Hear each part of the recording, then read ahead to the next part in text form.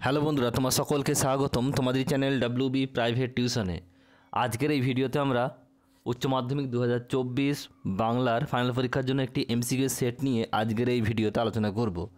তো চলো ভিডিও শুরু করা যাক। একের দাগে বলছে সঠিক বিকল্পটি নির্বাচন করো। 1 সেদিন আপিস যাওয়ার পথে মৃত্যুঞ্জয় প্রথম মৃত্যু দেখলো। সঠিক উত্তর হবে অপশান নাম্বার খ, অনাহারে মৃত্যু। 2 বলছে কালো বিড়ালে লোম আনতে গেছে। উত্তর হবে ভজন চাকর। অপশান নাম্বার গ, ফোন করেছো কোথায়? বাগবাজারে। অপশান নাম্বার ক, একদা সে ছিল পেশাদার লাঠিয়াল। কে? করিম ফরাজি। অপশান নাম্বার ঘ, বহুরূপী তখন লাঠে উঠবে। বহুরূপী কি? একটি নাট্যগোষ্ঠী। অপশান নাম্বার খ। নেক্সট প্রশ্ন বলছে অথবা আর একদিন তাকে দেখে মনে হয়েছিল। উত্তর হবে অপশান নাম্বার গ, ভোরের আলোর চেয়েও সুন্দর।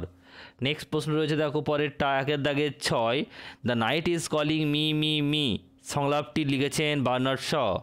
অপশান নাম্বার ঘ, গ্রিন রুমে ঘুমোয় চাটুর্যমশাই। কে ঘুমন? কালীনাথ সেন। অপশান নাম্বার ক, যথেষ্ট রিলিফ ওয়ার্ক না হওয়ার কারণ লোকের অভাব। অপশান নাম্বার গ। নেক্সট প্রশ্ন, চারিদিকে পেয়ারা ও নোনা গাছ টিয়ার পালকের মতো। অপশান নাম্বার ঘ, শহরের অসুখ হাঁ করে কেবল সবুজ খায়, তার ফলে কি হয়? অপশান নাম্বার ক, সবুজের অনটন ঘটে। নেক্সট প্রশ্ন, সেই কবিতায় জাগে। কবিতায় কি জাগে? কবির বিবেক। অপশান নাম্বার খ। 11 ধোঁয়ায় বঙ্কিম নিঃশ্বাস ঘুরে ফিরে ঘরে আসে কার মতো? শীতে দুঃস্বপ্নের মতো। অপশান নাম্বার গ। বর্ণনামূলক ভাষাবিজ্ঞান আলোচনা করে। উত্তর হবে অপশান নাম্বার ঘ, সমকালীন ভাষার গঠন রীতি নিয়ে। নেক্সট প্রশ্ন, 13 ধনধান্যে পুষ্পভরা আমাদেরই বসুন্ধরা গানটি রচয়িতা হলেন দ্বিজেন্দ্রলাল রায়। পরের প্রশ্ন, গুরু সদয় দত্ত কোন খেলার সঙ্গে যুক্ত ছিলেন? ব্রতচারী। অপশান নাম্বার ক। বিবাহ নাটকের যে রাস্তায় উল্লেখ আছে তা হলো কি? অপশান নাম্বার ক, মণি সমাদ্দার লেন।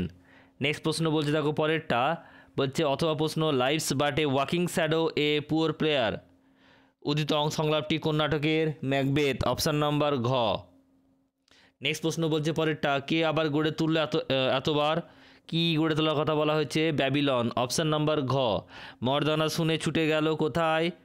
বলি কান্দারির কাছে। নেক্সট প্রশ্ন বলছে রবীন্দ্রনাথ ঠাকুর রচিত বিজ্ঞান বিষয়ক গল্প গ্রন্থ, এটা হবে বিশ্ব পরিচয়। নেক্সট প্রশ্ন বলছে পরেরটা, বলছে অন্ন শব্দের আদি অর্থ খাদ্য, পরবর্তীত অর্থ ভাত।